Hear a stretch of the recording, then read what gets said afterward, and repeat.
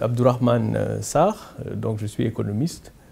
J'ai fait un doctorat en économie aux États-Unis, j'ai également étudié au Canada.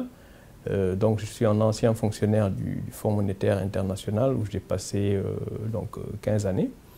Mon dernier poste était représentant du FMI au Togo et au Bénin. Et la raison principale pour laquelle j'ai démissionné, c'est pour venir accompagner un projet de centre d'études pour le financement du développement local qui ne correspondait plus, disons, je l'accompagnais déjà à partir du FMI, hein, avec un staff ici que je finançais. Et donc, j'ai décidé de venir appuyer ce travail-là. En fait, c'est vrai, hein, dans les statuts, donc le Conseil des ministres était un peu l'organe de surveillance, de décision sur les politiques monétaires de la Banque centrale. Mais ces mécanismes ont été modernisés, parce que de par le monde, donc les banques centrales, leur fonction première, on dirait prioritaire, devrait être la stabilité des prix. Mais sans préjudice, n'est-ce pas, à cet objectif de stabilité des prix, beaucoup de banques centrales du monde ont comme objectif secondaire, n'est-ce pas, d'appuyer aussi le plein emploi. Parce que la politique monétaire est importante pour le plein emploi. Donc c'est la raison pour laquelle, et c'était une bonne décision d'ailleurs à mon avis, que la Banque centrale s'est dotée d'un comité de politique monétaire. Parce qu'il ne revient pas à des ministres des Finances qui ont en charge la politique budgétaire, n'est-ce pas, de décider de la politique monétaire. Bon, donc la composition du comité de politique monétaire, ça c'est une autre chose, mais le fait de moderniser la gouvernance de la Banque centrale pour lui permettre d'avoir un comité de politique monétaire est une décision sur le plan de la gouvernance, une bonne décision. Maintenant, la composition du comité ou des organes de gouvernance, la représentativité au niveau de la BCEAO, le fait que la France y soit représentée, c'est un peu le résultat de l'arrangement monétaire que nous avons avec la France. Le franc CFA, il est sur le plan de la souveraineté. Tant que les accords monétaires avec la France de convertibilité du franc CFA seront en place, la France aura un mot à dire. Donc ce sont les pays de l'UEMOA qui doivent, et la France y est totalement ouverte, c'est une question de choix de notre leadership que de décider est-ce que le franc CFA en 2015 sa convertibilité doit être garantie par la France ou pas. Si une décision devait être prise sur une convertibilité que nous-mêmes prendrions en charge, la France n'aurait pas de raison d'être à cette instance de décision.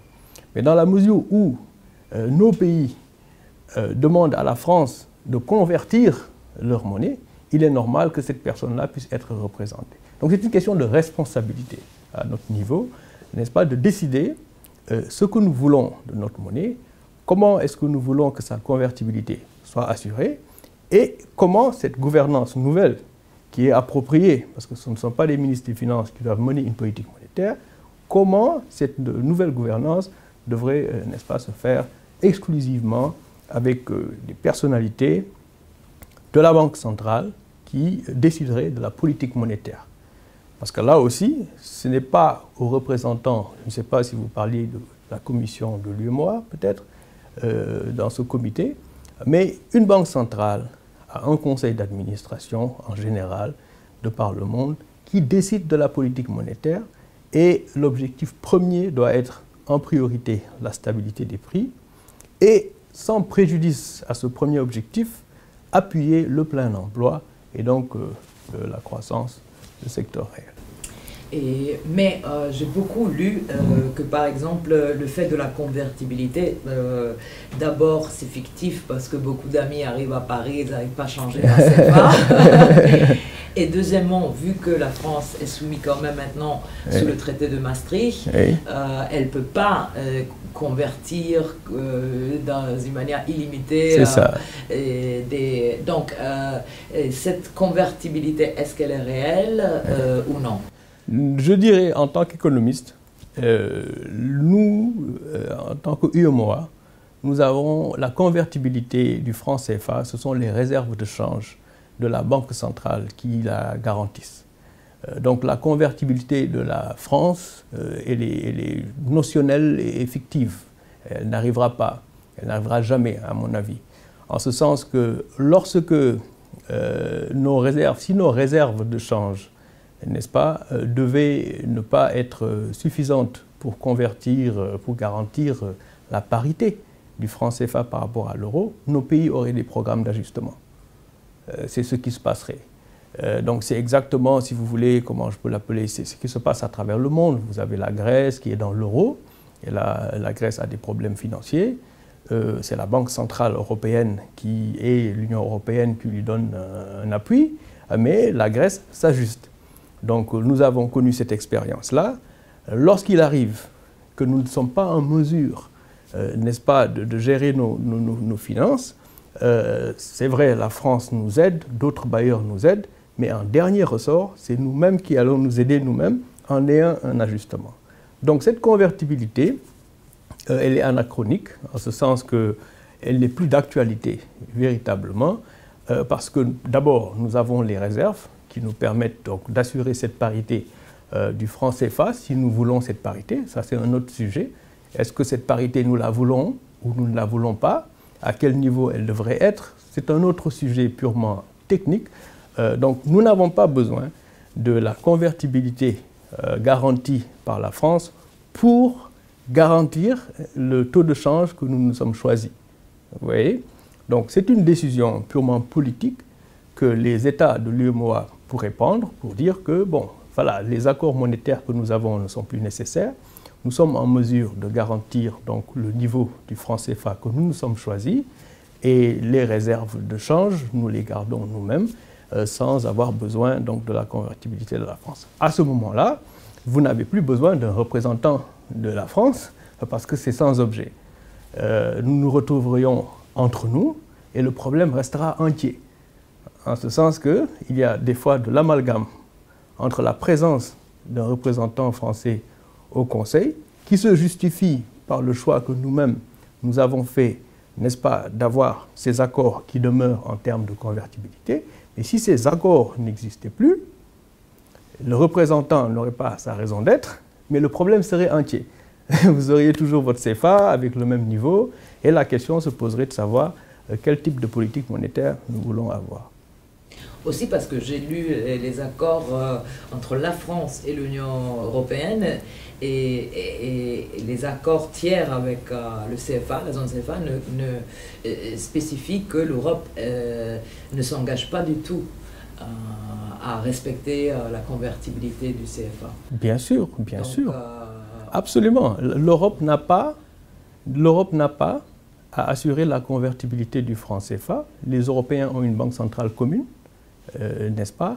L'accord de convertibilité que nous avons avec la France, c'est avec l'État français que nous l'avons. Je dirais c'est même avec le Trésor français que nous l'avons. C'est-à-dire que si la France devait assurer la convertibilité du franc CFA parce qu'on n'aurait pas eu assez de réserves, la France aurait puisé dans sa capacité à elle de dégager des ressources budgétaires, sa capacité à elle d'emprunter de l'argent, étant donné sa propre crédibilité, pour pouvoir nous assurer notre convertibilité. Vous voyez? Mais la France a ses propres problèmes budgétaires. Hein? Elle ne peut pas, au nom, n'est-ce pas, de la convertibilité du franc CFA, emprunter des montants qui feraient qu'elle-même dépasserait certaines normes. Donc bien sûr, ses partenaires européens ont réglé ce problème-là. Parce qu'entre eux, ils ont des accords de déficit budgétaire maximum, etc. Ce qui fait que si la convertibilité du franc CFA assurée par l'État français, donc sa capacité elle-même à assurer cette convertibilité, devait lui poser un problème par rapport à ses engagements avec l'Union européenne, la France demanderait à ces États-là de s'ajuster de sorte à régler le problème eux-mêmes. C'est ce que j'essayais de vous dire tout à l'heure. Donc, au final, c'est quoi? Ce n'est pas la Banque centrale européenne, ni l'Union européenne, qui garantit la convertibilité du franc CFA. Ce n'est pas leur responsabilité. L'accord que nous avons avec la France est un accord d'État à État. Ça veut dire que la France, si elle devait assurer une convertibilité, c'est sur ses ressources propres qu'elle le ferait, dans les limites de ses propres accords avec ses partenaires européens. Moi, je vous dis que cette convertibilité n'a plus de raison d'être, parce que la convertibilité du franc CFA, ce sont nos propres réserves qui les garantissent et notre propre capacité à nous ajuster si nous en avons besoin.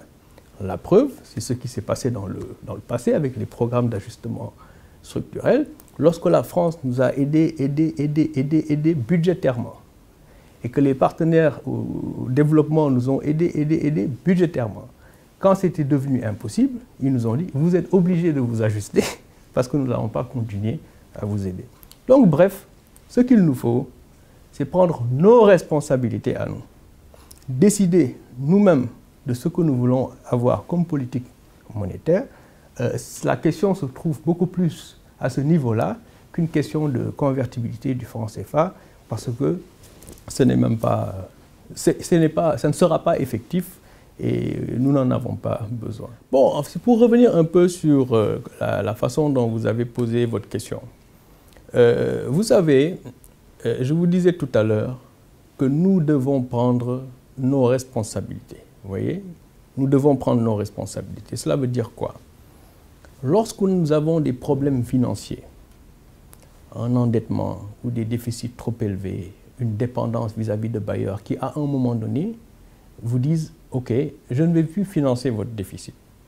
Disons même que ces mêmes bailleurs, pour des raisons, disons, inavouées, certains partenaires bilatéraux, disons qu'ils vous ont prêté de l'argent, que vous avez mal utilisé, et ils le savaient, c'est la dette odieuse. Hein. Toujours est-il que vous vous retrouvez avec des problèmes et ces mêmes personnes qui vous donnaient de l'argent s'arrêtent et vous demandent de les rembourser. Et vous le leur devez. Hein. Vous devez être responsable quand vous prenez de l'argent de quelqu'un, qu'il vous ait trompé lorsque vous l'avez pris ou pas. La réalité concrète au final, c'est que vous avez emprunté cet argent. Alors vous vous ajustez, c'est pénible. Vous voyez, vous réduisez vos dépenses budgétaires. Vous n'investissez plus dans l'éducation, dans la santé, tout simplement parce que ceux qui vous prêtent de l'argent vous demandent de les rembourser et ne vous le pardonnent pas. C'était ça la difficulté de l'ajustement. Donc, à un moment donné, lorsque vous n'arrivez plus à exporter autant qu'avant et vous maintenez un train de vie comme avant, vous importez beaucoup plus ou la même chose qu'avant, vous avez un déficit de balance commerciale, balance des paiements, n'est-ce pas? Vous perdez vos réserves. À un moment donné, vous ne pouvez plus assurer la convertibilité de votre monnaie si vous n'avez plus les réserves, n'est-ce pas? Celui qui vous prête à chaque fois pour que vous combliez la différence, à un moment donné, il s'arrête. Et il vous dit, vous arrêtez, soit vous réduisez vos dépenses, en tout cas, moi, je ne peux pas continuer à vous prêter. Vous vous ajustez, vous réduisez vos dépenses. Mais pendant 15 ans, n'est-ce pas? Mais vous êtes en train de vous tuer vous-même. Ce qu'il faut faire, c'est d'évaluer cette monnaie et arrêter donc cette convertibilité fictive qui fait que vous avez une illusion de richesse. Alors, à un moment donné, vous-même vous refusez. Vous dites, je ne vais pas dévaluer. Mais vos bailleurs qui sont en face de vous vous disent, nous n'allons pas non plus continuer à vous prêter de l'argent et vous n'avez plus de réserve.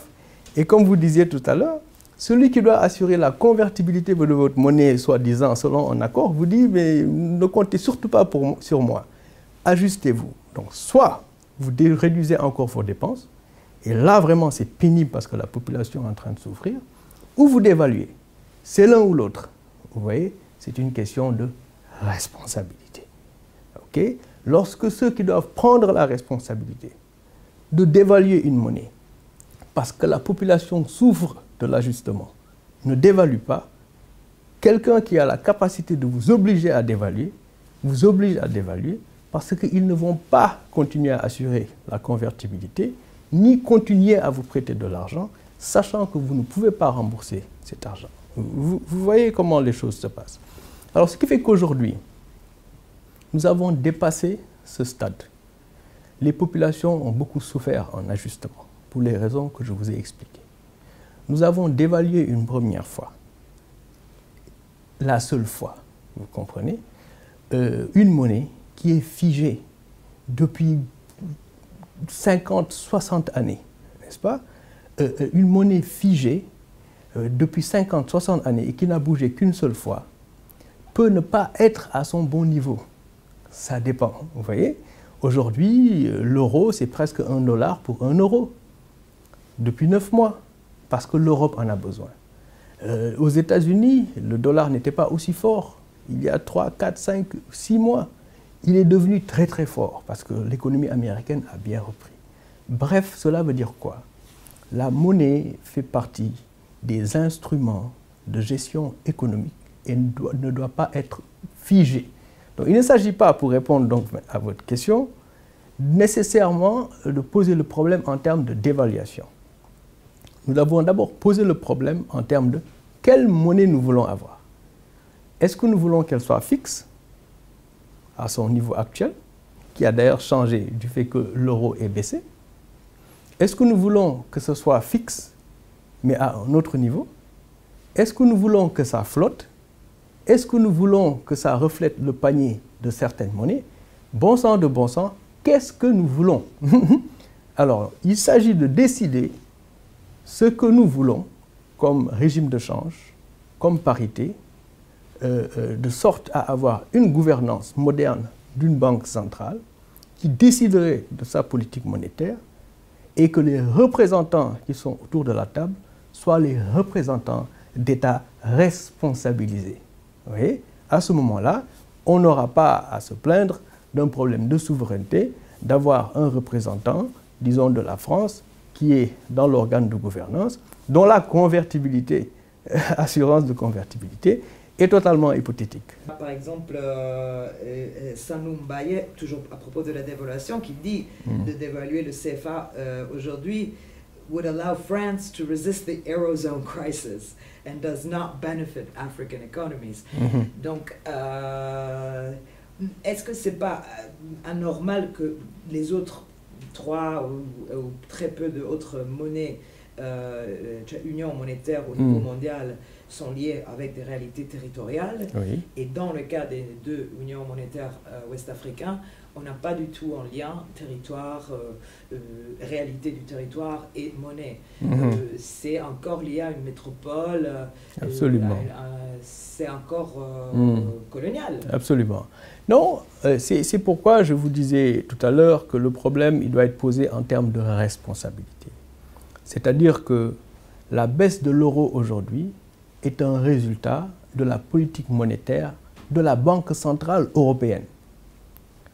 Le niveau du dollar est le résultat de la politique monétaire de la Réserve fédérale européenne pour les besoins de l'économie américaine ou les besoins de l'économie européenne. Le fait de s'accrocher à l'euro et qu'il y ait une dévaluation donc, de l'euro à cause de la politique monétaire de quantitative easing, ce n'est pas une décision de la France, c'est une décision de l'organe de gouvernance de la politique monétaire de la Banque centrale européenne. Donc lorsqu'on s'accroche à cette monnaie, de par son propre choix, n'est-ce pas, on ne peut pas se plaindre de la dévaluation de l'euro, parce que l'évaluation de l'euro, elle n'a pas été prise en tenant en compte ses effets sur l'économie des pays de l'Afrique de l'Ouest, de l'Afrique centrale. Ça revient à dire quoi? Ce que je vous disais tout à l'heure. C'est une question de responsabilité propre. Il faut décider, si nous voulons une politique monétaire, qu'est-ce que cette politique monétaire devrait être pour justement accompagner non seulement la stabilité des prix, qui est essentielle, et cette stabilité, on peut en discuter. Les économistes peuvent se poser la question de savoir, en fonction du niveau de développement de l'économie, est-ce que c'est 2%? C'est ce que c'est en Europe et en France, aux États-Unis.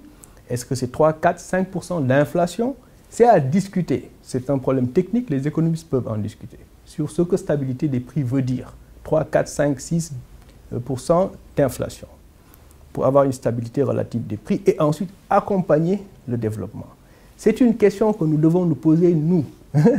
Décider d'un régime de change fixe, d'un régime de change flexible, d'un panier de monnaie. Bref, c'est une décision souveraine et nous invitons, n'est-ce pas, nos leaders à se poser la question et de décider. Il y a des projets en cours de monnaie commune de la CEDEAO. Si elle devait se faire, le CFA n'existerait pas tel qu'il existe.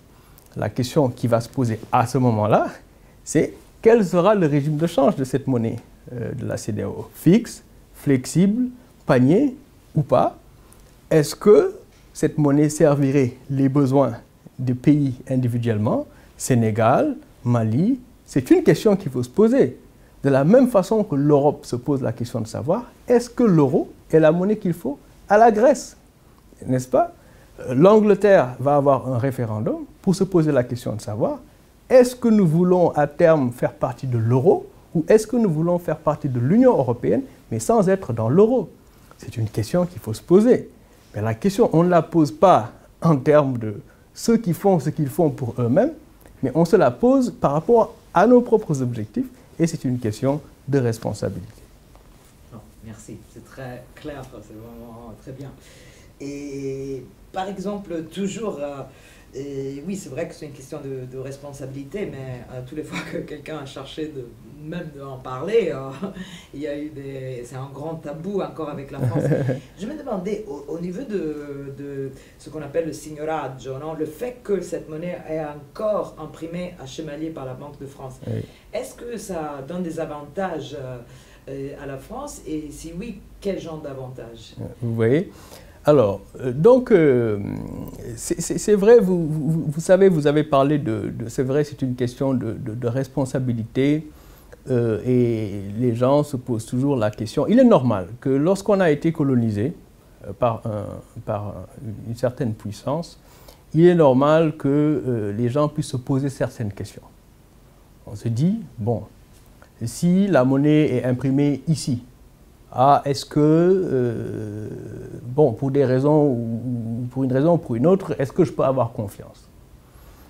Beaucoup de banques centrales du monde impriment leur monnaie à l'étranger, même en Europe, n'est-ce pas? Parce que, bon, c'est une fonction assez spécialisée. Les gens s'y spécialisent de telle sorte à avoir des billets sécurisés, etc. Donc, la question de savoir où est-ce que je vais imprimer ma monnaie au coût le moins cher, avec la grande qualité pour minimiser la falsification, pour beaucoup de pays, cette impression se fait à l'étranger. Maintenant, à cause justement de l'histoire, les gens peuvent se poser des questions à savoir est-ce que je devrais l'imprimer chez celui qui m'avait colonisé avant? Je vous dis que même si la décision a été prise de l'imprimer ailleurs, notre problème, il est autre, vous voyez?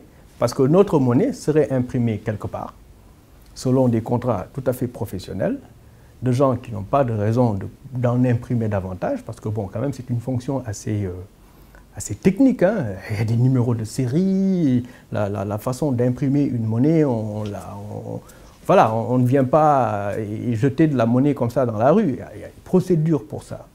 Donc le problème, à mon avis personnel, ne se trouve pas là. En ce sens qu'on aurait pu diversifier les sources de production de notre CFA. Le problème ne se trouverait pas là. Donc pour vous résumer, l'impression de sa monnaie se fait là où c'est le mieux, ça se ferait le mieux, au moindre coût, avec les garanties de sécurité du billet. Ça peut être en France, ça peut être ailleurs. Là aussi, c'est une question de responsabilité. C'est une décision à prendre.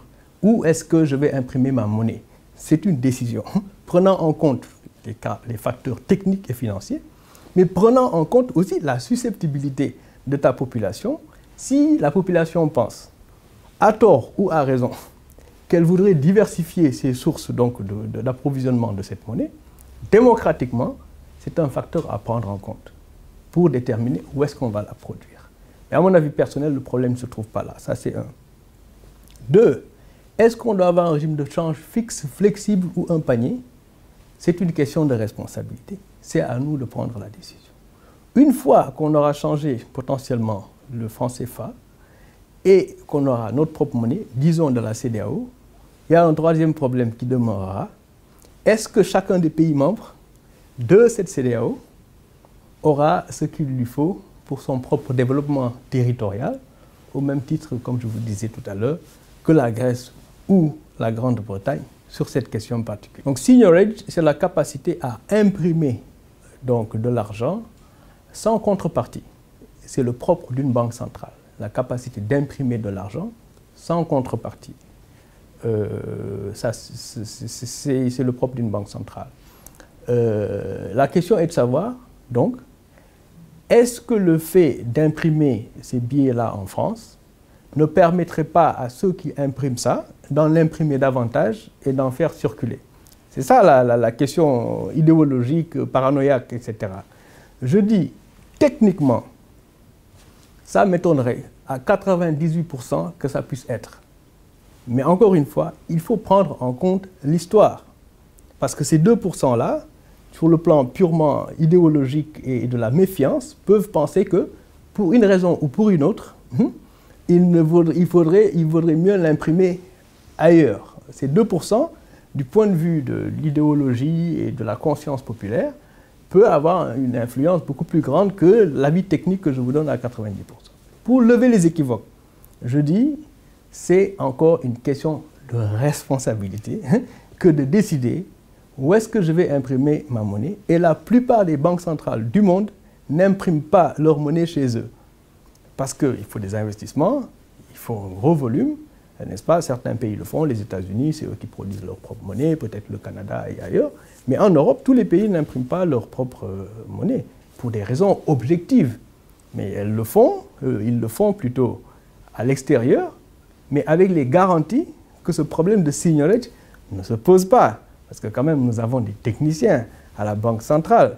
Et ils savent très bien les billets qu'ils ont imprimés, qu'ils ont mis en circulation, le numéro de série. Ils ont la possibilité de tester et voir si un faux billet donc, ne devait s'y insérer.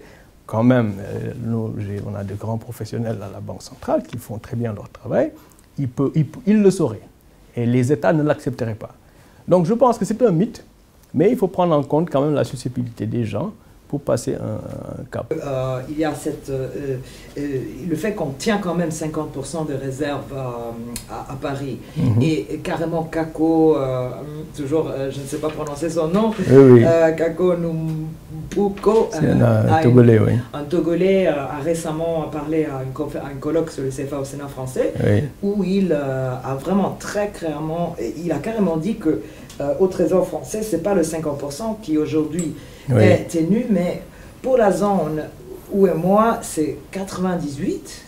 Et pour la CEMAC, il parlait de 98 et pour le moyen 90. C'est ça. Et alors moi, je me dis, je pose juste la question, est-ce que ça ne cause pas une liquidity crunch sur le continent qui étouffe des possibilités de développement? Pourquoi tenir ces réserves très nécessaires pour un développement, vu que je pense que dans cette région, plutôt que parler de stabilité de prix, il faudrait pousser plus pour une politique de développement, plein emploi, comme ça. C'est ça, tout à fait. Alors là aussi, c'est une question technique, vous voyez, pour qu'on fasse la différence entre ce qui est idéologie, ce qui est technique et ce qui est responsabilité. 50%, je pense, des réserves, donc des zones CFA, sont gardées au Trésor français. Pourquoi? À cause de l'accord monétaire que nous avons avec la France. Et nous en avons parlé tout à l'heure. La convertibilité du franc CFA est garantie par le Trésor français, les finances publiques françaises. La France n'arrive pas à atteindre l'objectif de 3% du PIB de déficit. Ça veut dire qu'elle doit réduire. Si aujourd'hui, par catastrophe, elle devait y ajouter une convertibilité de déficit donc, de nos pays, ça ne se ferait pas. On en a parlé tout à l'heure, on va devoir s'ajuster comme on a eu à s'ajuster de par le passé. Donc, c'est une question de responsabilité que de décider que les 50% de nos réserves qui sont au Trésor français, nous pouvons les mettre ailleurs. Ailleurs ne veut pas dire dépenser ça, parce que des réserves, il en faut pour d'autres raisons techniques, n'est-ce pas, de gestion de réserve d'une banque centrale, leur niveau. Supposons qu'on prenne les 50% de nos réserves de change qui sont au Trésor français. Et on décide de les investir. On les investirait où? Là, on parle de réserves de change. Les réserves de change, on les investit d'une certaine façon, parce qu'elles ont besoin d'être liquides pour une partie. Une autre partie, pour des questions de rendement, on peut les investir dans un certain nombre d'actifs sûrs, n'est-ce pas, pour faire un peu la part des choses entre le rendement et la sûreté de cet actif. Souverainement et en toute responsabilité, on aurait mis peut-être dans des titres allemands, sûrs, peut-être souverainement dans des titres français, souverainement dans des titres américains, en fonction de la politique d'allocation du portefeuille de nos réserves. Donc vous prenez les 50% qui sont dans le Trésor français et vous les mettez où vous voulez. Mais la réalité, c'est que ça demeurera des réserves de change. Donc la question n'est pas à ce niveau-là.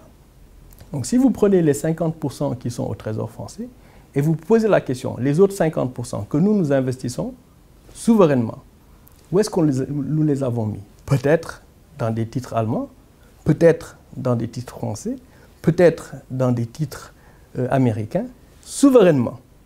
Mais vous ne pouvez pas mettre vos réserves de change dans des titres en dollars si la convertibilité dont vous avez besoin, c'est des euros.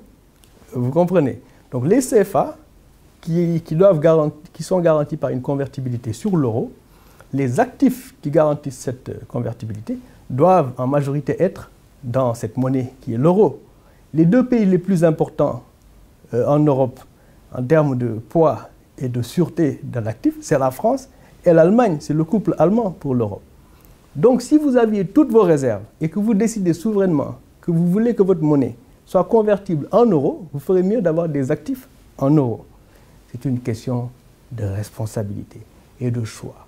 Si demain on devait choisir de convertir notre monnaie et qu'elle soit une partie en euros, une partie en dollars, une partie en yens, une partie par le yuan chinois, la composition des réserves de change peut-être reflèterait ce panier-là. Si la composition de ces réserves devait refléter le pourcentage du commerce que nous avons avec la Chine, la CEDEAO, la France, l'Allemagne, les États-Unis, etc., la composition des actifs de ces réserves reflèterait ce choix-là. Vous comprenez? Mais encore une fois, à cause du passé et le fait que ces réserves, 50% soient au Trésor français, peut faire en sorte qu'il y ait des réflexes, n'est-ce pas, nationalistes, où on se pose la question de savoir, au-delà de l'argument technique, pourquoi l'avoir en France? Nous disons, la convertibilité, nous pouvons la garantir. Nous n'avons pas besoin d'avoir nos réserves au Trésor français, mais la décision souveraine de la composition de nos réserves doit découler du choix que nous faisons sur notre régime de change. Si nous décidons de laisser le franc CFA en l'état, n'est-ce pas? Et donc en euros totalement, convertible, 655,957, il est très probable que nos réserves de change soient en euros. Dans quels actifs sûrs vous les mettriez? ça coulera de source. Donc il faut vraiment faire la différence. Vu que les échanges aujourd'hui sont plus en dehors de la zone CFA, de la zone euro, ils sont plutôt vers les BRIC et oui. D'autres, ça ne reflète plus même, disons, le trade. Oui, c'est ça. Mais une question que je ne comprends pas, c'est une fois qu'ils sont aux réserves, au Trésor français, et ils sont investis par la France. Oui. Est-ce que les gagnes retournent à l'Afrique ou est-ce que, parce qu'on m'a dit que le pays africain reçoit un pourcentage d'intérêt de 1-2%. C'est ça. Mais il ne reçoit pas ce qu'on gagne des investissements de cet argent. Oui. Donc, si vous le tenez ici à Dakar et vous décidez d'investir en Allemagne, mais vous gagnez beaucoup, est-ce que c'est vraiment comme ça ou est-ce que c'est idéologique de nouveau Là aussi, c'est une question technique. Vous voyez, si jamais vous mettez vos réserves au Trésor français, vous savez, la politique monétaire de la Banque centrale européenne, aujourd'hui, les taux d'intérêt sont presque à 0. Donc, vous le mettez au Trésor français, le Trésor français, de façon hypothétique, qu'est-ce qu'elle va faire avec cet argent? elle va peut-être l'investir sur le marché monétaire, en principe, n'est-ce pas, puisqu'il s'agit de réserves de change qui doivent être liquides. Donc vous les mettez dans les actifs liquides, n'est-ce pas, en principe, hein. Mais les taux d'intérêt étant à 0, bon, je ne vais pas vous rémunérer plus que ce qui est hypothétiquement l'actif dans lequel je mets cet argent. Vous êtes d'accord? Alors, ce qui fait que je ne peux vous rémunérer que par rapport à ça. Il est de votre responsabilité, encore une fois, de vous poser la question de savoir, est-ce que ce rendement-là, qui est de presque 0, parce que c'est la réalité européenne, est-ce que c'est là où je veux mettre mes réserves ou pas? Mais c'est à vous d'en décider. Ce n'est pas celui à qui vous avez donné l'argent de décider pour vous que le 0% qui est la réalité du marché monétaire européen est peu ou pas. C'est à vous de dire, est-ce que je veux autre chose? Vous comprenez? Mais je lis que cet argent est carrément, la France joue en bourse avec... bon, vous voyez... fait ce qu'elle veut en réalité. C'est ça. Il n'y a aucune transparence sur la gestion. Sur la gestion. C'est pourquoi je dis, et moi vraiment j'insiste beaucoup, je suis un Africain, un Sénégalais, un jeune qui veut que nous prenions notre destin en main. Vous comprenez? Une fois qu'on a décidé de mettre notre argent au trésor français, la France nous donne le rendement du marché monétaire européen. Et c'est 0. Ce que la France fait maintenant avec les ressources qui sont dans son trésor, mais c'est sa responsabilité à elle. La responsabilité qu'elle a, elle, c'est de pouvoir nous restituer notre argent si on devait le lui demander. Vous voyez la différence? Chacun prend ses responsabilités. C'est comme quand vous faites votre dépôt à la banque. Vous faites votre dépôt à la banque, n'est-ce pas? On vous dit, votre taux d'épargne, c'est 1%, c'est 2%, c'est 3%. Vous vous préoccupez de quoi? Que la banque vous donne votre 1, 2 ou 3%. Ce que la banque fait avec l'argent que vous lui avez donné, mais elle ne vous invite pas à la table pour en discuter. C'est peut-être quelqu'un d'autre qui a la responsabilité de superviser cette banque-là qui va se poser la question. Mais votre relation contractuelle avec la banque, elle est claire. Le Trésor français, comment elle investit les ressources du Trésor français? C'est la France et c'est sa population et ses élus qui en décident. Ils peuvent en discuter, ils peuvent évaluer le risque qu'il y a à investir des ressources du Trésor dans des actifs pas sûrs, pas sûrs. C'est leur responsabilité. Nous, la responsabilité que la France a vis-à-vis de nous, parce que c'est bilatéral, on a dit tout à l'heure que ce n'est pas l'Union européenne, c'est sa capacité à nous restituer nos réserves si on devait changer l'arrangement monétaire que nous avons. Lorsque vous allez à votre banque, vous lui demandez de vous rembourser votre dépôt d'épargne ou que vous voulez changer de banque. Vous lui dites, donnez-moi l'argent qui est dans mon compte chèque. Vous vous attendez à quoi? Qu'elle vous donne votre argent, c'est tout. Vous voyez, non? Donc le fait d'avoir nos réserves de change au niveau du Trésor français et de ne pas être content de la rémunération qu'on y obtient est une question de responsabilité. Nous pouvons les prendre et ensuite se poser la question de savoir si nous l'investissons nous-mêmes dans le marché monétaire européen, combien on gagnerait? On gagnerait ce que le rendement du marché monétaire est. C'est 0. Vous voyez? Si l'on prenait notre argent et qu'on l'investit dans le marché monétaire européen, parce qu'on veut l'avoir en euros, dans des titres sûrs, pour garantir une convertibilité du CFA en euros que nous aurions décidé nous-mêmes, on aurait 0. Le rendement des titres allemands, c'est même négatif. Parce que c'est tellement sûr, tout le monde les veut, donc son prix augmente, ce qui fait que si vous avez acheté à un certain prix, vous vous retrouvez avec un rendement enfin, son prix a baissé plutôt. Donc, parce que tout le monde le recherche, et donc entre le prix et le rendement, les rendements allemands sont négatifs. Vous voyez? Bref, la question technique, elle est ailleurs. C'est de savoir, supposons que nous prenons toutes nos réserves qui sont au Trésor français. Supposons que nous prenons toutes nos réserves qui sont légitimement investies dans des titres allemands ou dans des titres français. Nous avons une manne. Entre nous, UEMOA, et CEMAC. La question de savoir, est-ce que cette manne, qui sont des réserves de change, sont trop élevées ou pas? Quelle est la partie qui doit être légitimement dans des actifs liquides en euros? Et quelle est la partie qui est réellement excédentaire et que nous devons investir ailleurs? C'est une question totalement différente. C'est une question technique, c'est une question de niveau de réserve de change, c'est une question, comme vous l'avez dit tout à l'heure, quelle est la composition de notre commerce extérieur? Dans quels actifs nous voulons que ces réserves-là soient? Notre commerce est toujours à 50% en Europe. Elle a baissé, parce que la Chine a pris beaucoup plus d'importance, parce que les 10 dernières années, le dollar s'était déprécié et l'euro avait pris beaucoup de valeur, ce qui fait que notre pouvoir d'achat en Chine était très important. Donc le commerce avec l'Europe a baissé et le commerce avec la Chine a augmenté davantage. Le commerce, comme vous disiez tout à l'heure, entre nous, il est toujours faible. Dans la CEDEAO, il est toujours faible. Vous voyez? Donc ce ne sont pas pour des raisons de commerce entre nous qui feraient qu'on doit avoir une monnaie commune. Parce que la monnaie commune qu'on a, qui est le franc CFA, n'a pas permis beaucoup de commerce entre nous. Mais attendez, il n'y a quand même pas une convertibilité entre le CFA et le CFA, je ne sais pas quoi, oui, oui. De l'Afrique centrale. Donc, oui. Si on veut échanger entre Congo-Braza ou Cameroun et oui. Sénégal, il faut passer par Paris.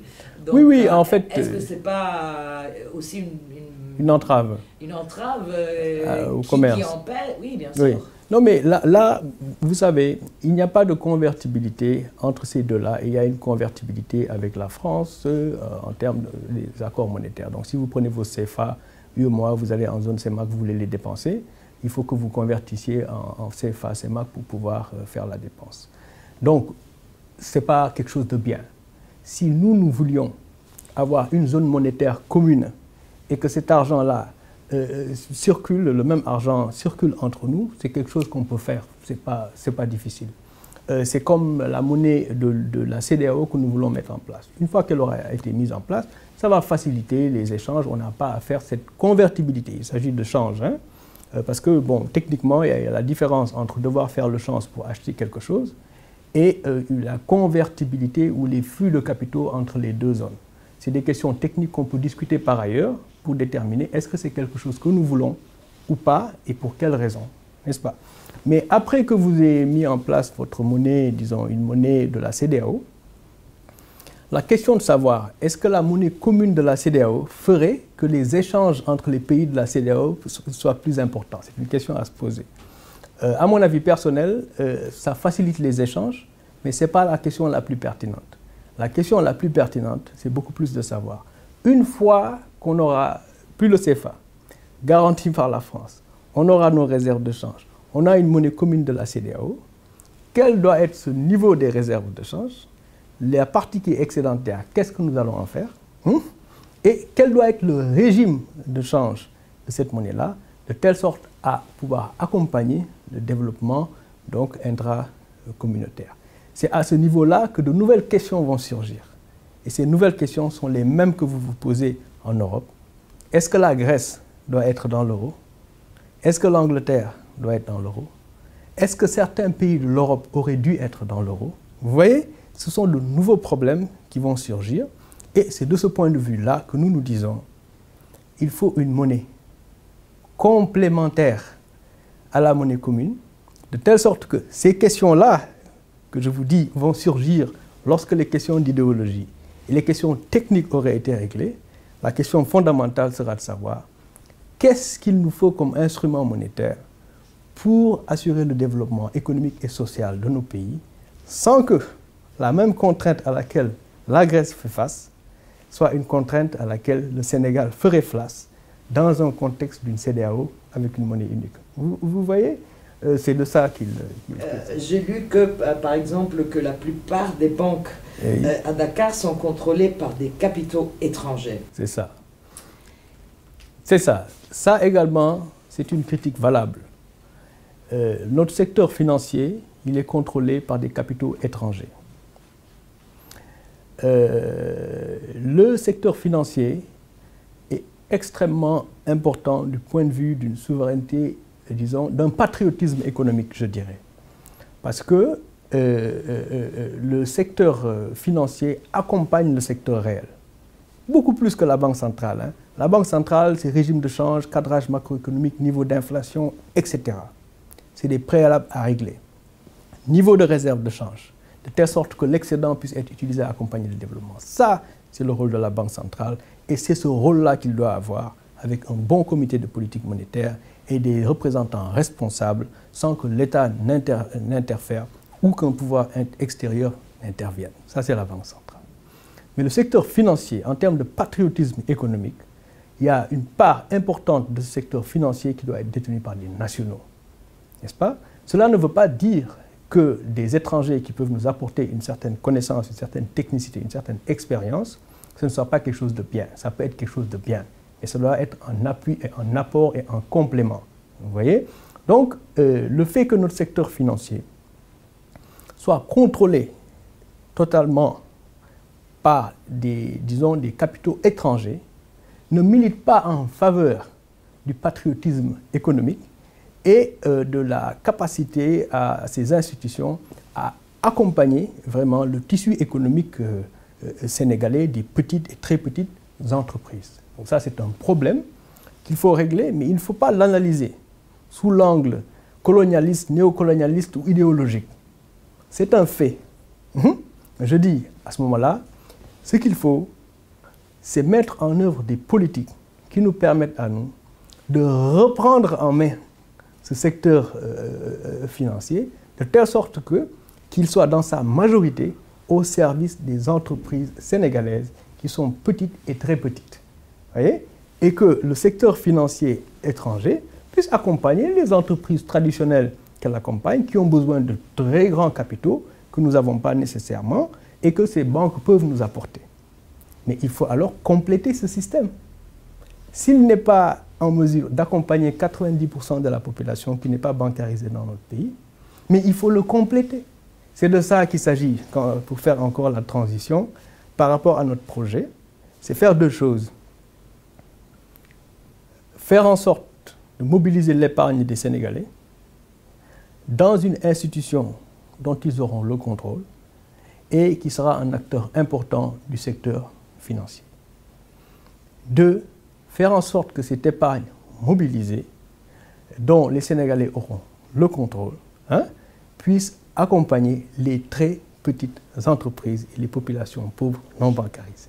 Lorsque vous réussissez ça, et que vous avez réussi à réformer la Banque centrale, la politique monétaire, sur le plan purement technique, tenant en compte bien sûr les susceptibilités donc nationales, et que vous aurez fait en sorte de jouer un rôle important dans le système financier, vous aurez réglé beaucoup de problèmes.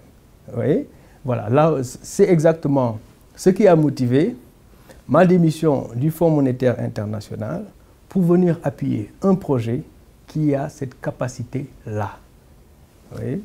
Et oui, est-ce qu'on peut parler du SEN du SEN et de comment ça fonctionne quelle est la différence par exemple entre le SEN et ce qu'on appelle le microcrédit qui dans un pays comme le Bangladesh, pas au Sénégal où les taux d'échange sont très très hauts, les taux de prêt sont vraiment, j'ai même vu 40%, 30%, des choses effrayantes, mais au Bangladesh j'ai quand même voyagé 3 mois dans les petits villages et j'ai vu 11 millions de personnes sortir quand même d'une pauvreté extrême à des situations belles, très belles, avec des entreprises qui naissaient, avec des gens qui employaient d'autres personnes, avec des prêts qu'on parlait de 2 000 à 15 000 dollars. C'est ça. Et avec un taux de prêt qui était quand même le double de la banque, donc pas 6% mais 11%, mais qui ne dépassait jamais cette 11%. 11%. Donc, quelle est la différence entre le microcrédit et le système SEN? Question difficile, mais... Le système SEN. Oui.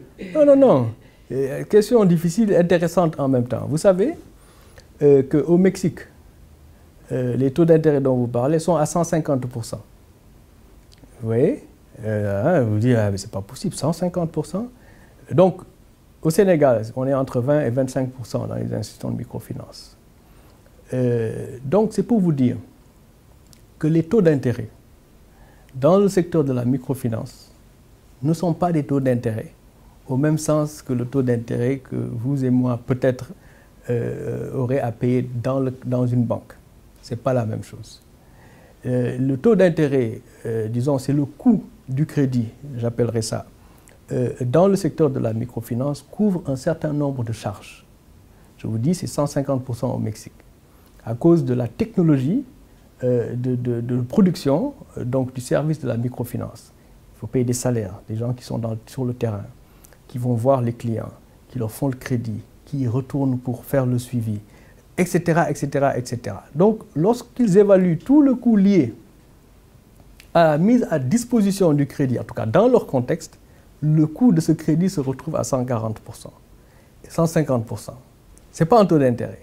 Malgré tout, les populations l'empruntent avec des rendements sur leurs investissements qui dépassent les 200 à 250%.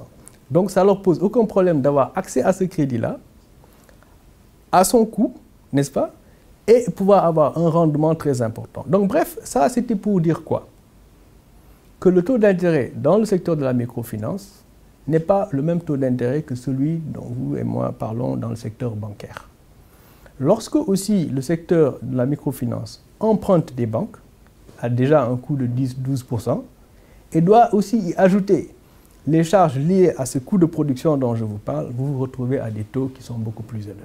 Donc bref, le secteur de la microfinance est marginal, demeure marginal, restera marginal, parce que la microfinance fait de l'intermédiation d'épargne, alors que le secteur bancaire ne fait pas de l'intermédiation d'épargne.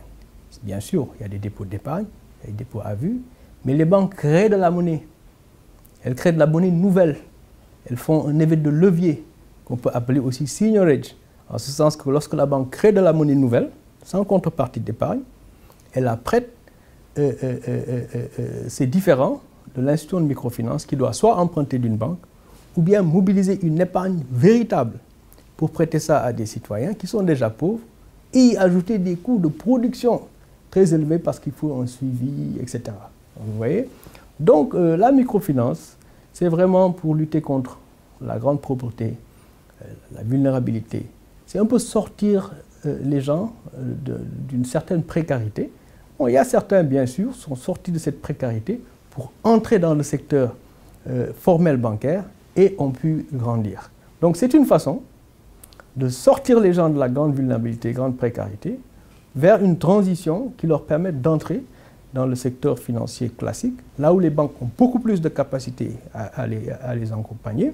Donc de ce point de vue-là, les institutions de microfinance sont utiles pour lutter contre la pauvreté. Nous disons autre chose. Nous disons que cette capacité qu'ont les banques à créer une monnaie totalement nouvelle, n'est-ce pas?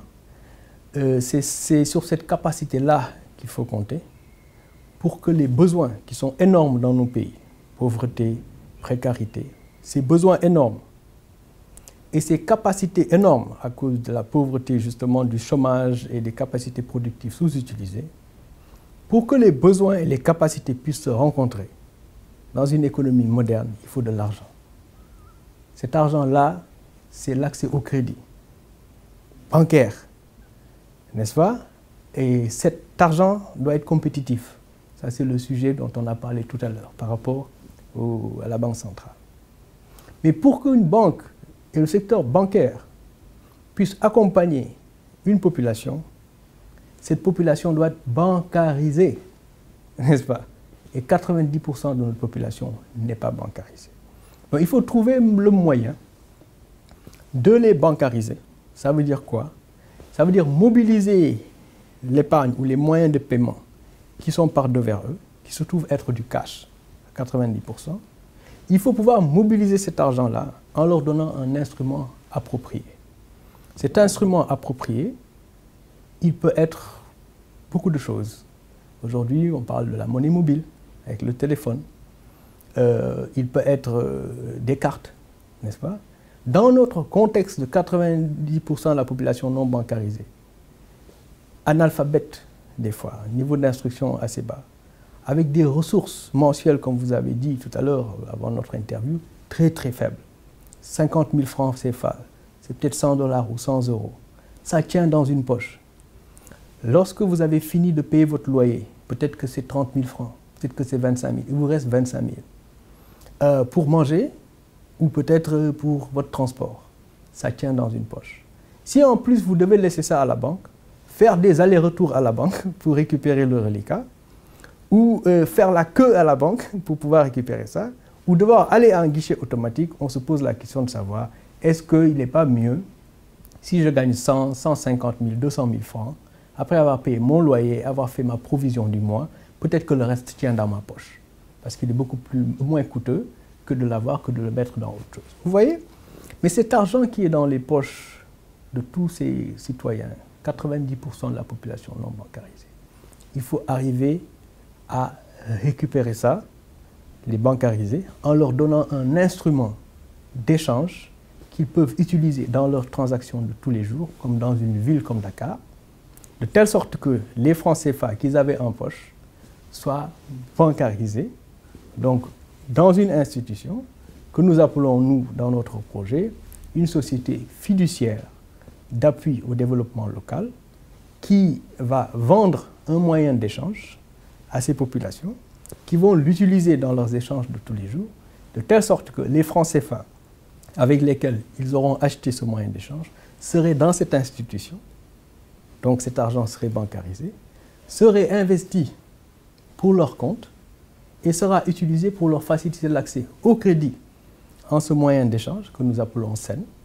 Si nous le faisons avec une très bonne gouvernance moderne, des personnalités irréprochables, vous auriez un fonds commun d'investissement et de garantie dans une communauté qui serait investi dans des actifs qui serviraient cette communauté non bancarisée et qui permettrait de les accompagner dans un accès au crédit sans intérêt, c'est ce que nous disons, par rapport, pour venir à votre question, par rapport à la microfinance, sans intérêt, parce que c'est le rendement de l'investissement de ce fonds dans des actifs générateurs de revenus qui couvriraient les charges de cette institution dans une ville comme Dakar, de telle sorte que si on doit vous prêter de l'argent, vous individuellement, en ce moyen d'échange sain, nous n'aurions pas besoin de vous demander de payer un intérêt parce que nos charges sont couvertes. Nous n'aurions pas besoin de vous demander une garantie individuelle que vous n'avez pas, maison, etc., ou bijoux, etc., parce que la garantie, elle est maintenant devenue communautaire. Ce que vous n'étiez pas en mesure de faire pour vous-même, individuellement, du fait de la participation à l'achat de ce moyen d'échange, utilisé solidairement par tous ceux qui sont dans la même situation que vous, a donné lieu à un fonds commun d'investissement et de garantie de ville, qu'on peut investir et qui vous servira de garantie collective. Ça existe de par le monde pour d'autres raisons. En Europe, vous avez les sonnantes en monnaie complémentaire en France, donc dans la ville de Nantes, dans toute la métropole nantaise, qui a démarré en 2015. Vous avez les Bristol Pound qui ont démarré en Angleterre, donc la ville de Bristol. Vous avez les Berkshires aux États-Unis, dans la ville de Berkshires, complémentaires au dollar. Vous avez les Palmas au Brésil, complémentaires au réal, où les citoyens, dans certaines villes, dans certains bidonvilles, ont accès au microcrédit sans intérêt en Palmas, n'est-ce pas? Et cette institution fonctionne très bien. Tous ces modèles, à l'échelle d'une ville, s'adapteraient bien au contexte africain. Et l'impact que ça pourra avoir dans le contexte africain est énorme. Pourquoi? Parce que 90% de notre population se trouve être non bancarisée. Il est difficile de les bancariser avec un téléphone portable. Il est difficile de les bancariser avec une carte. Je ne dis pas qu'il ne faut pas essayer, mais je dis qu'il y a aussi la possibilité de compléter ces différents instruments en leur vendant une monnaie complémentaire qui existe de par le monde sous une forme de bon d'achat, qu'ils peuvent utiliser dans leurs échanges de tous les jours, qu'ils peuvent garder en poche, de telle sorte que les CFA qui étaient par devers eux et non bancarisés soient dans une institution qui est la leur une société fiduciaire d'appui au développement local qui investirait cet argent et qui pourra faire en sorte de leur faciliter l'accès au crédit à des conditions abordables. Est-ce que c'est pas une forme moderne de tontine? Oui, vous pouvez l'appeler tontine. C'est très intéressant que vous présentiez les choses de cette façon-là. Ça veut dire que vous avez bien compris ce que je viens de dire. Parce que la société, elle s'appelle une société fiduciaire d'appui au développement local. Qu'est-ce qu'une tontine? Une tontine dans le quartier. Il y a une personne en qui le groupe a confiance, fiduciairement. Et on lui donne notre épargne pour qu'elle s'occupe de collecter la tontine et donc de distribuer la tontine, etc. Donc, une tontine est à un niveau individuel, les groupements de femmes, etc. Elles récupèrent l'argent, elles font confiance en quelqu'un, donc ils distribuent ça correctement. Les leaders dans les quartiers qui ont une relation fiduciaire et de confiance vis-à-vis de leurs amis et concitoyennes du quartier. Il s'agit ici d'avoir quelque chose de beaucoup plus important qui n'est pas nécessairement une mutuelle, ce n'est pas une mutuelle d'épargne et de crédit. Il s'agit d'avoir une société fiduciaire d'appui au développement local qui représente cette population, qui individuellement n'arrive pas à faire beaucoup de choses à cause des contraintes d'inclusion financière dans le système classique. Ils n'ont pas ce qu'il faut pour être inclus financièrement dans le secteur classique. Si ces populations font confiance, comme elles font confiance à une personne dans le quartier dans le cadre de la tontine, achètent un moyen d'échange, comme la monnaie électronique. Mais cette fois-ci, la monnaie électronique, c'est la monnaie nationale. Mais là, il s'agit d'acheter avec la monnaie nationale un moyen d'échange et utiliser ça dans leurs échanges de tous les jours, solidairement, et avoir une gouvernance de cette institution transparente et être représenté dans la gouvernance de cette institution sera beaucoup plus importante. Elle pourra avoir des dépôts importants dans les banques, elle pourra investir dans des projets et même pouvoir obtenir le crédit bancaire pour ces projets-là, de telle sorte à représenter une structure importante du secteur financier.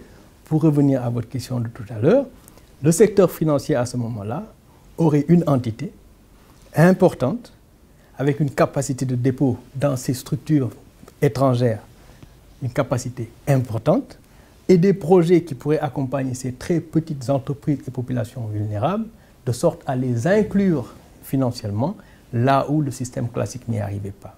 Vous voyez? Donc il s'agit de compléter le système financier classique de la même façon que la personne du quartier qui fait la tontine complète le système financier, parce que le système financier n'arrive pas à octroyer du crédit à ces personnes qui cotisent une épargne difficile à mobiliser, de telle sorte à accompagner une personne le mois, une autre personne l'autre mois, une autre personne le troisième mois, mais c'est basé sur l'épargne. Et je vous disais tout à l'heure que les institutions de microfinance resteront marginales parce qu'elles sont basées sur l'épargne dans nos pays, alors que la banque classique ne fait pas d'intermédiation d'épargne seulement, elle crée de la monnaie de sorte à pouvoir faire en sorte que les capacités de production et les besoins se rencontrent, mais dans une monnaie compétitive, d'où l'importance de la réforme monétaire au niveau de la Banque centrale pour que les deux puissent aller de pair. Vous étiez parti sur le fonds d'investissement dont je vous ai parlé tout à l'heure, le fonds commun d'investissement et de garantie. Et la question que vous êtes posée, c'est si vous perdez ça, si vous investissez ça et vous perdez ça. Mais donc c'est pourquoi je vous parlais tout à l'heure de la gouvernance de ce dispositif. Il doit être transparent et ses utilisateurs doivent y être représentés, n'est-ce pas? Des gens comme moi qui ont une certaine compétence et des compétences complémentaires seraient au niveau de cette gouvernance, de telle sorte à faire, n'est-ce pas, l'analyse du coût-bénéfice des investissements qui seraient faits avec ce fonds-là et obtenir potentiellement même des garanties. Vous pouvez avoir une garantie d'une banque en fonction des actifs dans lesquels vous avez investi, etc., etc., etc. Bref, il y a beaucoup de choses qui peuvent être faites de telle sorte que cette population puisse tirer bénéfice de cet instrument qui vient de les bancariser tout en subissant les risques potentiels. Et ces risques-là, on n'allons pas entrer dans le détail, mais il y a techniquement beaucoup de façons, n'est-ce pas, de limiter ce risque-là de telle sorte que ça puisse leur être bénéfique. Vous voyez? Donc, pour venir à votre question, vous savez, il y a 800 milliards de francs CFA que les Sénégalais de l'extérieur envoient au Sénégal par an. C'est presque plus d'1 milliard de dollars. C'est beaucoup plus important que l'aide extérieure, c'est beaucoup plus important que l'endettement. Pourquoi? Nous n'avons pas pu exporter des biens et des services à cause du sujet que nous avons discuté tout à l'heure. Votre compétitivité de votre économie, prix en termes de taux de change, votre compétitivité structurelle à cause de réformes que nous ne faisons pas, à cause de nos États qui sont inefficaces, qu'il faut bien sûr améliorer. Pour beaucoup de raisons, nous ne sommes pas compétitifs. Lorsque vous n'arrivez pas à exporter des biens et des services, vous exportez des êtres humains. Donc, ces êtres humains-là, qui ont les capacités sous-utilisées de là où ils viennent, peuvent être utilisés en Europe ou pouvaient être utilisés en Europe lorsque l'Europe avait une économie qui était meilleure qu'aujourd'hui. Donc, ceux qui sont là-bas aujourd'hui sont beaucoup plus utiles au pays là-bas qu'ils ne le seraient ici, du fait que le pays n'est pas en mesure de les absorber. Et ils sont d'une utilité très très grande à envoyer 800 milliards de francs CFA ici. Ils tiennent l'équilibre de la balance des paiements de la zone. Ça, c'est la réalité. Bien sûr, l'Europe aimerait bien qu'ils puissent rentrer, n'est-ce pas? Eux-mêmes préféreraient rentrer. Mais ce n'est pas une question de projet, vous voyez? Ce n'est pas une question de projet, ce n'est pas une question de boutique du coin, ce n'est pas un problème de café du coin. C'est beaucoup plus général et beaucoup plus structurel. Ils se sont exportés parce qu'ils ne pouvaient pas être absorbés par leur économie, pour un certain nombre de raisons. S'ils pouvaient rentrer, je peux vous assurer que tous les Sénégalais, je ne sais pas un autre peuple, qui sont à l'étranger, leur vœu le plus cher, c'est de rentrer chez eux. Mais ils savent aussi qu'ils sont beaucoup plus utiles à leur famille là où ils sont qu'ils ne le seraient s'ils venaient ici. Parce qu'ils tiennent sur le plan social une famille qui dépend, n'est-ce pas, de ces maigres ressources qu'ils gagnent là-bas. Les problèmes structurels qui font que cette économie ne fonctionne pas, les drames que vous décrivez sont le résultat de cela. Un CFA qu'il faut réformer, un régime de change qu'il faut réformer, des réformes structurelles à faire, une compétitivité à recouvrer, beaucoup de choses nécessaires qu'il faut faire pour que cette économie-là marche et puisse absorber ces capacités productives, n'est-ce pas, que ce soit le travail ou le facteur capital, qui se retrouvent à l'étranger par des gens qui sont riches parce qu'il n'y a pas d'opportunité ici. Ça, ce sont des choses à régler d'abord, vous comprenez? Parce que si vous injectez de l'argent, comme les bailleurs continuent à le faire, dans une économie qui structurellement ne peut pas absorber cet argent de façon efficace, il y a de l'endettement, il y a du gaspillage et ça ne s'améliore pas. Vous voyez? C'est ce que je voulais dire par utile. Ce n'est pas du genre que ce n'est pas un drame. C'est un drame, mais c'est le résultat de quelque chose qu'il faut régler d'urgence. Vous comprenez? Alors, ce qui fait que si vous donnez, c'est comme les instruments de microfinance ici ou les banques, il y a beaucoup de projets que les gens ont. J'ai une bonne idée, hein, mais même en Europe, les fonds d'amorçage, voilà, c'est risqué. Lorsqu'on met de l'argent dans un fonds d'amorçage, le start-up, c'est plus risqué. Donc on ne s'y aventure pas comme ça. Et même ces fonds-là, le rendement qu'ils demandent est très élevé à cause du risque. Ça, c'est une chose, ce qui est différent d'une subvention d'État qui vient d'impôts de citoyens nationaux ou étrangers. Une subvention, je peux le comprendre. On le perd, bon, on ne regarde pas trop. C'est comme une loterie. Bon, la personne pense pouvoir faire un café. À côté, on lui finance et on pense que ça va marcher.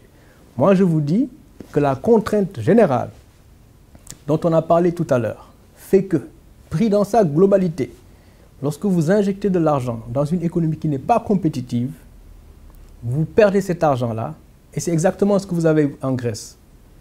Hein? Vous prêtez de l'argent à la Grèce, ça se retrouve en importation en Allemagne. L'Allemagne gagne plus d'argent, les autres pays européens. Pourquoi? Parce que la Grèce n'est pas compétitive. Donc le chômage est très élevé en Grèce, peut-être 30-40%. franchement, 90% retournent aux banques allemandes voilà. Pour les prêts. Donc, en voilà. réalité, ce qu'on est en train de prêter, c'est 10% tout à fait. Qui ne sert à rien pour... Exactement. Et là, c'est beaucoup... Et là, c'est toute une autre économie. Ici, je vois vraiment un manque des services pour les populations. Oui, mais je comprends. Mais c'est pas parce que... Oui, partout. C'est pas parce que vous observez un vide. C'est pas parce que vous observez un vide que la solution, c'est juste qu'il faut leur donner de l'argent pour combler ce vide-là. C'est-à-dire que vous pouvez venir dans le quartier, vous vous rendez compte qu'il n'y a pas de dentiste. Hein? Vous ouvrez un cabinet dentaire, vous vous rendez compte qu'il n'y a pas de service de lavage de voiture. Je ne sais pas, hein, je donne des exemples et vous en créez un.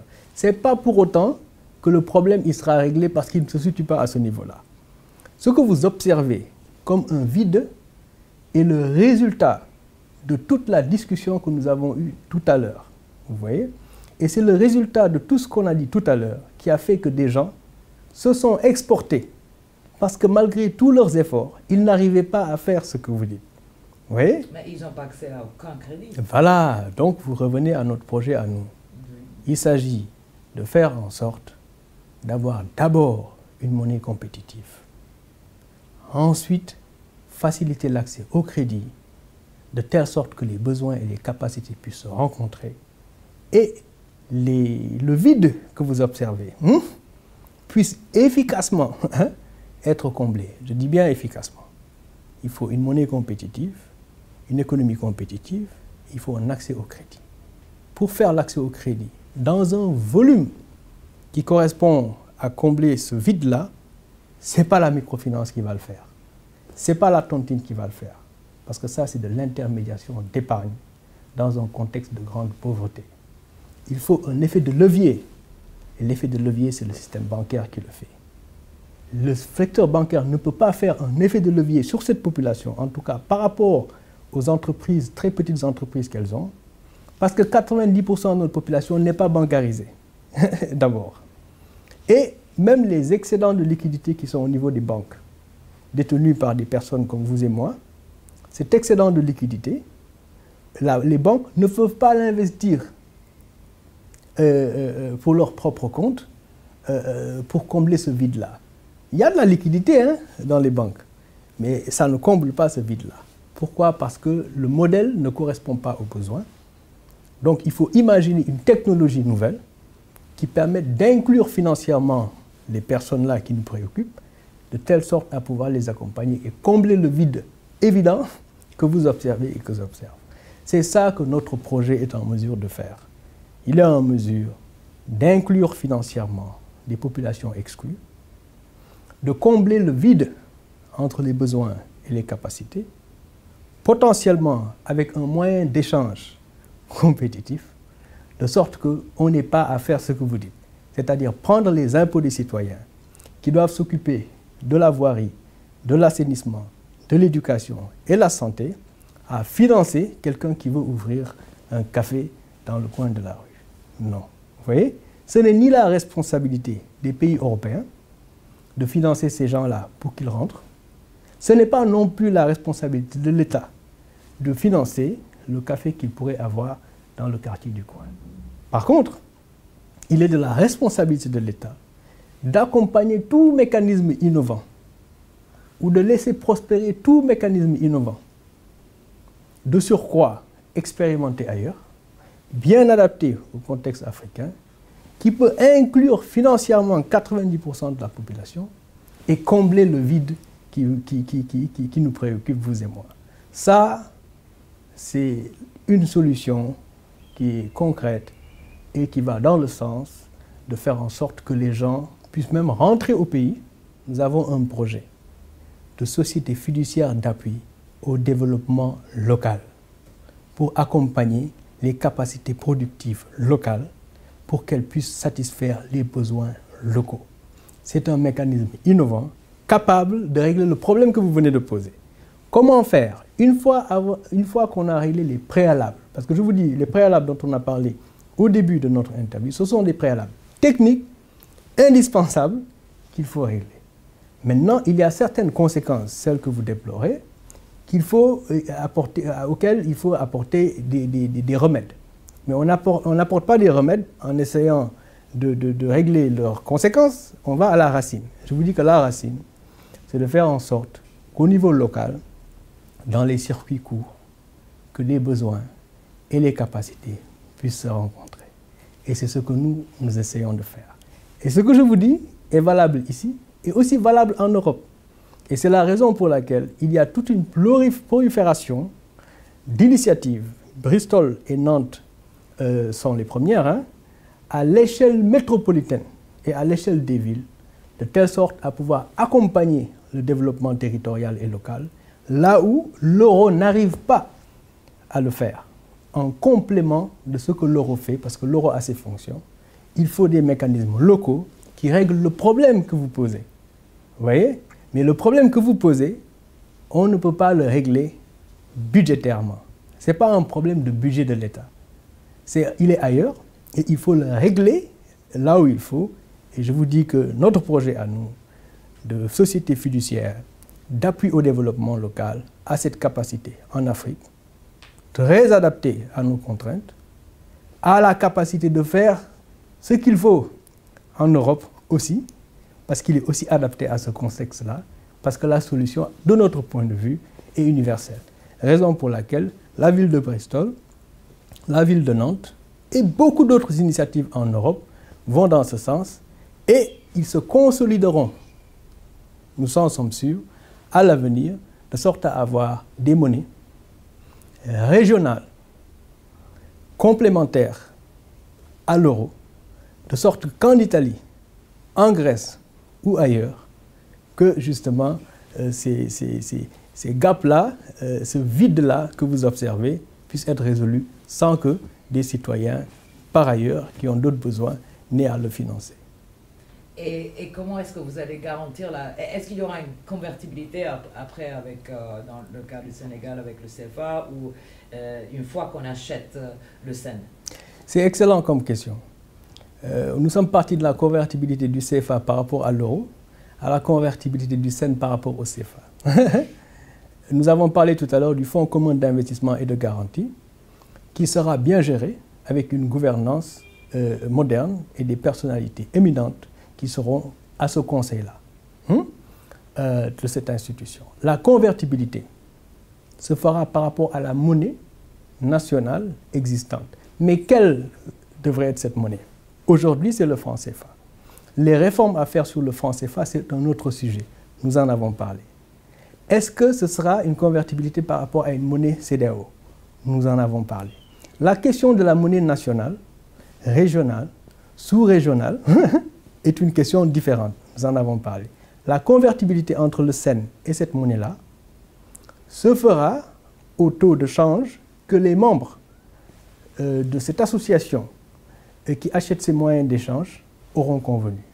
Aujourd'hui, nous disons 1 SEN pour 1 franc CFA, mais demain, sa convertibilité entre le SEN et le franc CFA peut être à un taux différent, que les membres auront eux-mêmes décidé en fonction du contexte et des exigences et contraintes du moment.